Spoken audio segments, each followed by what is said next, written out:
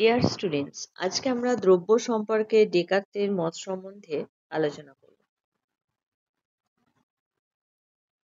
বুদ্ধিবাদী দার্শনিকদের মধ্যে Rene Descartes, Benedict Spinoza এবং গটফ্রেড Wilhelm লাইবনিজের দ্রব্য সম্পর্কিত মতবাদ উল্লেখযোগ্য। তো অনেক বুদ্ধিবাদী দার্শনিক দ্রব্য সম্পর্কে মতামত দিয়েছেন, তাদের মধ্যে এই তিনজনের দ্রব্য সম্পর্কিত মতবাদ হচ্ছে উল্লেখযোগ্য। ডেকার্তের মতে দ্রব্য হলো এমন এক সত্তাবান পদার্থ যার অস্তিত্ব অন্য কিছুর উপর নির্ভর করে না, অর্থাৎ যা স্বনির্ভর, তাই হচ্ছে দ্রব্য, যেটা পরনির্ভর নয়। ইন্দ্রিয় অনুভবের দ্বারা দ্রব্যকে জানা যায় না, একমাত্র বুদ্ধির স্বাভাবিক আলোকে দ্রব্যকে উপলব্ধি করা যায়। তাহলে তিনি বলছেন একমাত্র বুদ্ধির মাধ্যমে হচ্ছে দ্রব্যকে জানা যায়। দ্রব্য হচ্ছে দুই প্রকার, নিরপেক্ষ দ্রব্য এবং সাপেক্ষ দ্রব্য।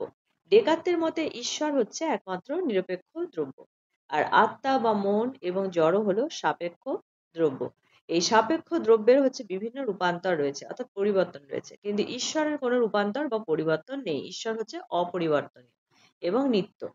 দ্রব্যের গুণ, দ্রব্য হলো গুণের আধার, তাহলে তিনি গুণের আধার বা আশ্রয় হিসাবে তিনি দ্রব্যকে স্বীকার করেন। ঈশ্বর হলেন অনন্ত গুণের অধিকারী, গুণের মাধ্যমে আমরা দ্রব্যকে জানতে পারি এবং গুণ ছাড়া দ্রব্য হচ্ছে থাকতে পারে না। তার মতে দ্রব্য হলো গুণের আধার। যেমন ঈশ্বর, ঈশ্বর হচ্ছে অসীমতা, এই যে গুণগুলো, অনেক দয়ালু, অনেক, যে যিনি সর্বজ্ঞ, যিনি সমস্ত কিছু জানতে পারেন, যিনি নির্গুণ, এই যে তার যে গুণগুলোর মাধ্যমে তখন আমরা কাকে কল্পনা করি? ঈশ্বরকে আমরা কল্পনা করি। তাই বলা হচ্ছে যে ঈশ্বর হলেন অনন্ত গুণের অধিকারী। বুদ্ধির দ্বারা দ্রব্যকে উপলব্ধি করা যায়, তাই দ্রব্যের ধারণা হচ্ছে সহজাত। ডেকার্তের মতে দ্রব্য হলো তিনটি। তাহলে এই আলোচনা থেকে আমরা বুঝতে পারলাম যে ডেকার্ত তিনটি দ্রব্যকে স্বীকার করেছেন। কি কি? একটা হচ্ছে ঈশ্বর, আরেকটা হচ্ছে আত্মা এবং অন্যটি হচ্ছে জড়। তার মধ্যে তিনি একে দুই ভাগে ভাগ করেছেন, ঈশ্বর হচ্ছে নিরপেক্ষ দ্রব্য এবং আত্মা আর জড় হচ্ছে সাপেক্ষ দ্রব্য।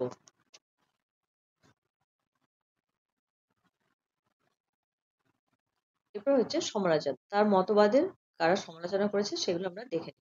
প্রথমত কি বলা যায় যে ডেকার্ত দ্রব্যের যে সংজ্ঞা দিয়েছেন তাতে একমাত্র ঈশ্বরই দ্রব্য হতে পারে, কারণ তিনি তিনটি দ্রব্যের অস্তিত্ব স্বীকার করেছেন। অথচ তিনি কি বলেন যে যা স্বনির্ভর তাই হচ্ছে দ্রব্য। তাহলে দ্রব্য বলতে যদি তাই বোঝায়, তাহলে আত্মা এবং জড় এরা দ্রব্য হতে পারে না, কারণ এরা হচ্ছে ঈশ্বরের উপর নির্ভরশীল। কাজে ডেকার্তের সাপেক্ষ দ্রব্যবাদ এক অন্তর্বিরোধী মতবাদ। একমাত্র তার মানে ঈশ্বরকে হচ্ছে স্বীকার করা যায়। দ্বিতীয়ত কি, ডেকার্ত জড়দ্রব্যের সন্তোষজনক ব্যাখ্যা দিতে পারেন।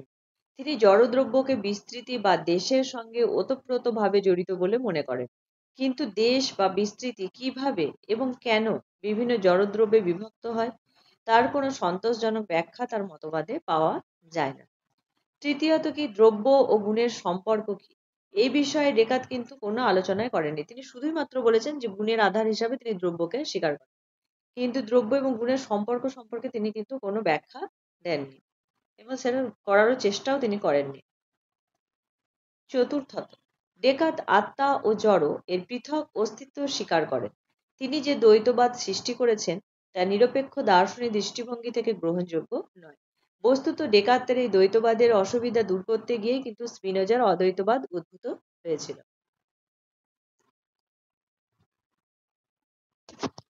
আজকে এখানেই শেষ করছি, আবার নেক্সট ভিডিওতে দেখা হবে।